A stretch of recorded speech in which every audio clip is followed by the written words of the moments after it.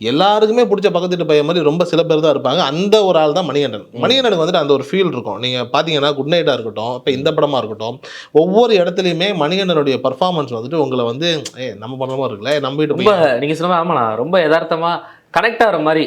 அதான் பக்கத்து வீட்டு அண்ணன், நமக்கு தெரிஞ்ச நம்ம ஃப்ரெண்டு, அவர் பண்ற கேரக்டர் நமக்கே கூட சில நேரத்துல கனெக்ட் ஆகும். குட் நைட்லலாம் அப்படிதான் நீங்க சொன்ன மாரி சின்ன சின்ன சீன் இருந்துச்சு. ஸோ அப்படி பண்றதுக்கு அவர் பிராக்டிஸ் பண்ணுவாரா? இல்ல அது பத்தி எனக்கு இல்ல கேட்க தோணுதா? நீங்க இங்க உலகத்தின் சிறந்த நடிகர்கள் எல்லாமே வந்துட்டு பிராக்டிஸ் பண்ணி வர்ற நடிகர்களை தாண்டி, இயல்பா நாம இருக்கிறோம் இல்லையா? அத விட ஒரு அழகான ஸ்க்ரீன்ல ட்ரான்ஸ்ஃபர் ஆகுற விஷயம் வேற ஒண்ணுமே கிடையாது. நம்மளோட இயல்புக்கு. மணிகண்டனோட இந்த படமும் பாருங்க, குட் நைட்டையும் பாருங்க, அப்படியே வந்துட்டு அவர் குடுக்குற இன்டர்வியூஸையும் பாருங்க.